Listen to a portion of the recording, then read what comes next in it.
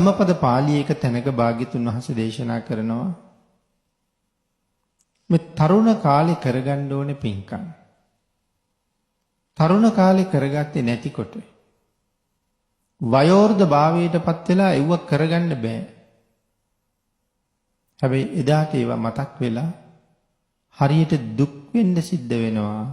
මට මෙහෙම කරන්න තිබුණ කාලේ මං ඒ දේවල් කරගත්තේ නෑ. හරියට උදාහරණයක් දේශනා කරනවා.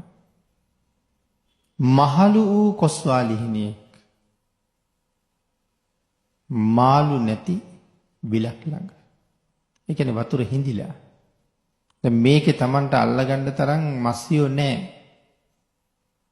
තනි කකුලෙන් හිටගෙන බලාගෙන ඉන්නවා. නමුත් කවදාවත් මනදොල බිරිනවද? හිත සතුටු වෙනවද? හැමදාම දුකෙන් තමයි ඉන්නේ. එහෙනම් සුදුසු වයසේ කරගත යුතු දේවල් සුදුසු කාලයේ සම්පූර්ණ නොකරගත්තාම පස්සේ කාලේ හරියට දුක් වෙනවා. නමුත් පින්නතනේ දුක කියන්නේම අකුසලයක්. ධර්මයේ පැහැදිලි කරනවානේ දුක ඇතුලේ ද්වේෂය තියෙනවා කියලා. ඉතින් ද්වේෂය කියලා කියන්නේ අකුසලයක්. ඒවා සියුම් විදිහට ක්‍රියාත්මක වෙන දේවල්. ඒ නිසා හැම කෙනෙක්ම ජීවිතේ යමක් කරගත යුතු නම් ඒක ඒ සුදුසු කාලයේ කළ යුතු දේ සුදුසු කාලෙම සම්පූර්ණ කරන්න. සමහර ලාවට මේ ශාසනය අපිට අගය කරලා දේශනා කළේම 24 පැයක් සමාදන් වෙන උපෝසතයක් නේ. අර්ධ උපෝසතයක් බුද්ධ ධර්මයේ කොහෙවත් නැහැ. ඔය කූට විනිශ්චයකාර වස්තුවේ කාරණාවක් සඳහන් කරනවා. ඉතින් ඒ වාගේ කාරණාවක් ඇරුණහම අර්ධ උපෝසතයක් මේ ශාසනයේ නැහැ. තියෙන්නෙම පූර්ණ උපෝසතයක්.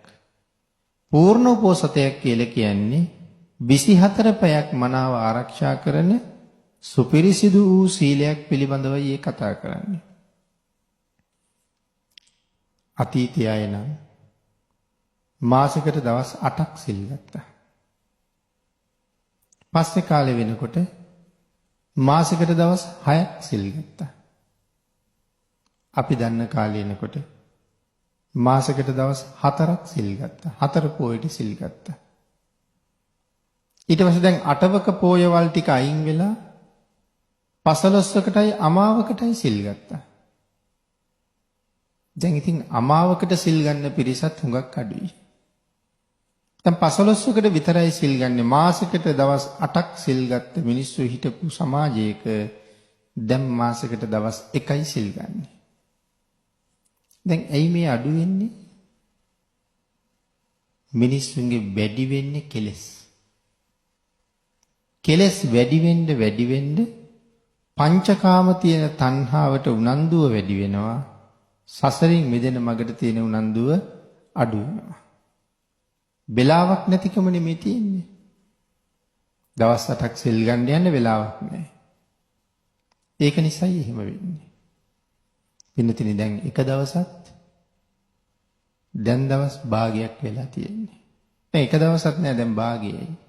5ට එනවා නැත්නම් 6ට සිල් ගන්නවා 5ට විතර යනවා. ඉදිරිපත් කරන්න හේතු ගොඩක් තියෙනවා.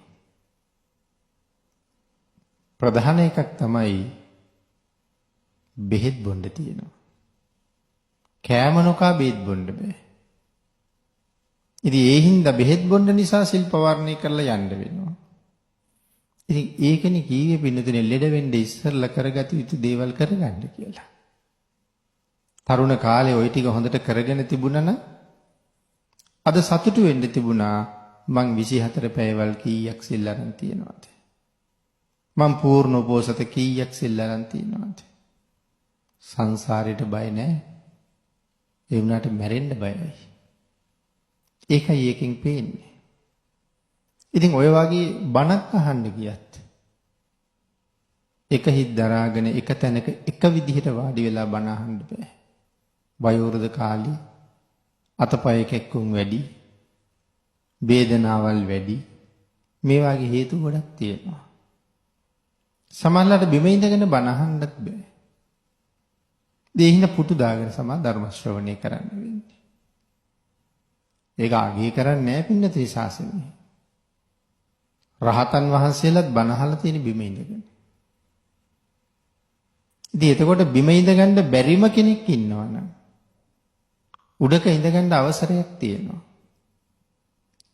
නමුත් දැන් බණ අහන තැන්වල ඒ උඩ ඉඳගෙන ඉන්න ඔක්කොටම බිම ඉඳගෙන ඉන්න බැරි අයමද කියලා හොයලා බැලුවොත් බාල තරුණ හැමෝමත් ඉන්නේ උඩම තමයි. එතකොට නැත්තේ ධර්ම ගෞරවය. ධර්ම රත්නයට ගරු කරන්නේ නැතුව ධර්ම ශ්‍රවණය කරලා මේ ශාසනයේ උතුම් ඵලය හොයන්න පුළුවන්ද? ධර්මයෙන් ලැබෙන උතුම් ඵලය හොයන්න පුළුවන්ද කියලා ආපහු හිතන්න ඕනේ. ධර්මයට ගරු කරන්නේ නැතුව ධර්මයෙන් ප්‍රයෝජන ලබන්නේ කොහොමද? ඉතින් ඒ වගේ කාරණා රාශියකට අපිට කරුණු කතා කරන්න පුළුවන් මේ ධර්ම කාරණාව ඇතුලේ. දැන් වර්තමානයේ අපිට ධර්මයෙන් ලැබෙන ප්‍රතිඵල අඩු වෙන්නත් ප්‍රධාන හේතුවක් තමයි ඒ ධර්ම ගෞරවය කියන එක අපි ගාව නැතිකම.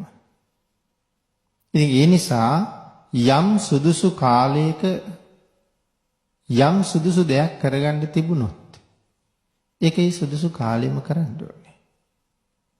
ඉගෙන ගන්න තියෙන කාලේ ඉගෙන ගන්න ඕනේ. ඒ කාලෙට ඒක කරගත්තේ නැත්තම් පස්සේ කාලේ කොයිතරම් කරදර වලට මුහුණ පාන්න සිද්ධ වෙනවද? පස්සේ කාලේ කොයිතරම් දුකට හේතු වෙනවද? අපිත් එදා ඒ ටික එහෙම කළා නම් අද මෙහෙම වෙන්නේ නැහැ නේ කියලා. නමුත් පින්නතනි ඒක දැන් කරන්න පුළුවන්ද? බෑ. ඒක කරන්න සුදුසු කාලයක් තිබුණා. ආන් ඒක නිසා මේ කාරණාව තුල භාග්‍යතුන් වහන්සේ දේශනා කරන්නේ යමක් කළ යුතු යම් සුදුසු කාලයක් වෙද්ද එදාට මේ කාරණාව කරන්න.